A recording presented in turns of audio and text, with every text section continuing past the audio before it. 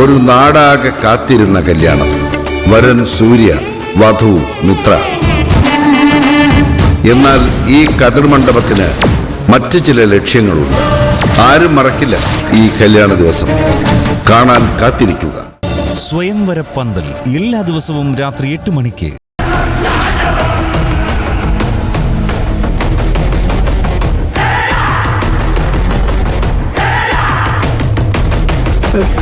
മായ ഇല്ലേ ഇവിടെ? അയ്യോ, മായ ഇല്ലല്ലോ ഇവിടെ. അവൾ എന്തോ ഒരു ഒഫീഷ്യൽ കാര്യത്തിന് പുറത്തു പോയിരിക്കുക. ഓ, അതാ മുത്തശ്ശി പറഞ്ഞു. ഇല്ല, ഞാൻ കേറുന്നില്ല.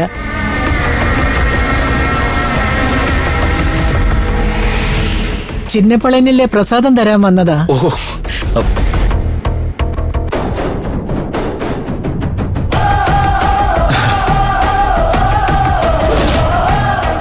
മായ വരുമ്പോ കൊടുത്താ മതി. ഓ, പിന്നെന്താ. എന്നാ ശരി. മുത്തശ്ശി ഇവിടെ വരെ വന്നിട്ട് ഒന്ന് കേറാതെ പോവാന്ന് പറഞ്ഞാലും അത് മറ്റൊരിക്കലാവട്ടെ. അയ്യോ, പോയിട്ട് തിരക്കുണ്ട്. ആ, എന്നാ പിന്നെ മുത്തശ്ശിയുടെ ഇഷ്ടം.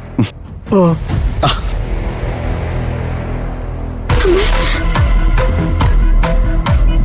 എന്താ എന്താ മുത്തശ്ശി? ഏയ്, അയ്യോ, ഞാൻ കൊടുത്തോളാം. ഓ ശരി. ശരി.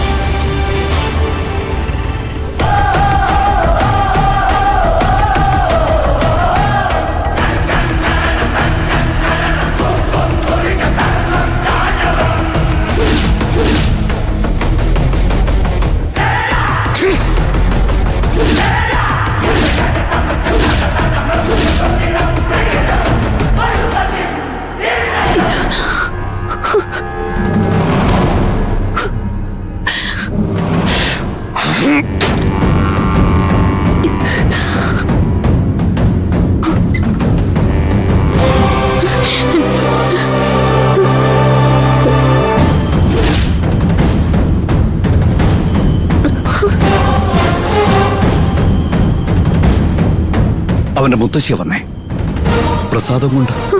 എന്നിട്ട് പ്രസാദം എവിടെ? അതാ മുറ്റത്ത് കിടപ്പുണ്ട്. ദൈവദോഷം വേണ്ടായിരുന്നു. ദൈവത്തിന് നമ്മളോട് ദോഷം കാണിക്കല്ലേ?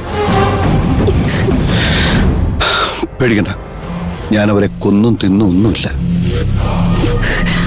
വളരെ മാന്യമായി, അവർക്ക് യാതൊരു സംശയം തോന്നാത്ത വിധത്തിൽ സ്നേഹിച്ച് കൊന്നു പറഞ്ഞു വിട്ടിട്ടുണ്ട്. എന്താ? പക്ഷേ ഇനി ഒരു തവണ കൂടി അവരിവിടെ വന്ന ഇതാവില്ല സ്വീകരണം. വരാതിരിക്കാൻ അവർക്കും സ്വീകരിക്കാതിരിക്കാൻ എനിക്കും തോന്നട്ടെ. ഇതിനൊരു അന്ത്യമില്ലേ? ഉണ്ടോ?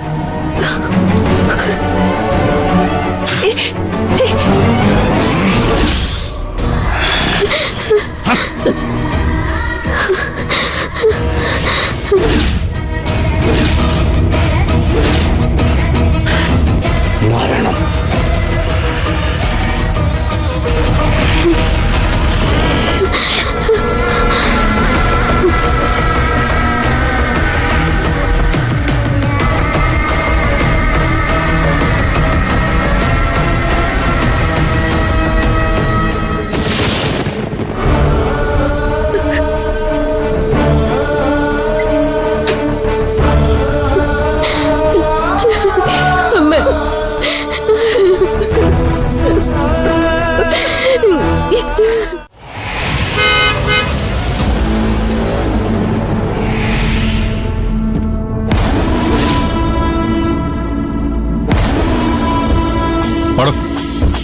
ഇതെന്നെ ഇയാള് പോലീസും പട്ടാളമൊക്കെ ആയിട്ട് കുറച്ചു മുമ്പ് പോയ ആളല്ലല്ലോ ഇത്. ചിലപ്പോ നമ്പടി മുതലാളി കളിമാറ്റി കളിച്ചു കാണും. വരട്ടെ, നോക്കാം. ഓനച്ഛനൊരു കാര്യം ചെയ്യും. കോശിപ്പാപ്പനെ ഒന്ന് വിളിച്ച് പറഞ്ഞേക്ക്. ഓ ഏട്ടത്തിങ് പോര്, ഇത് മുതലാളി കൈകാര്യം ചെയ്തോളൂ.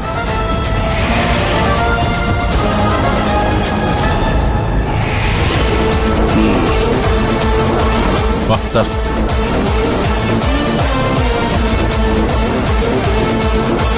എന്നാ സാറേ സംഘം ചേർന്ന്? സാർ ഇപ്പോഴല്ലേ ഇവിടെ നിന്ന് അങ്ങോട്ട് പോയത്? ഇയാളെ പിടിച്ച് വണ്ടി കയറണം. വാടോ. എടവേ, നീ ഇത് എന്നാ ഭാവിച്ച? ഇവനൊക്കെ പോയി കഴിയുമ്പോ നിനക്ക് ഹൈ റേഞ്ചിൽ ജീവിക്കണ്ടായോ? അല്ല സാർ, CI സാറിന്റെ ഓർഡർ ഉണ്ട്. എന്നെ പൊക്കണമെന്നോ? എങ്കിൽ പിന്നെ ഞാൻ ചെയ്ത കുറ്റവും കൂടെ ഒന്ന് പറ. അതൊക്കെ അങ്ങ് സ്റ്റേഷനിൽ നിന്നിട്ട് പറയാം. താൻ വന്ന് വണ്ടി കയറി.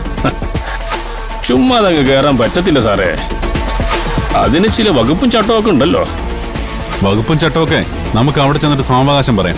താൻ വന്നേ. ഓ പിന്നെ സാറ് വന്ന് വിളിക്കുമ്പോ കൂടെ വരാൻ ഞാൻ സാറിനെ കിട്ടിയവളല്ല. ഛെ, നടക്കടാ അങ്ങോട്ട്.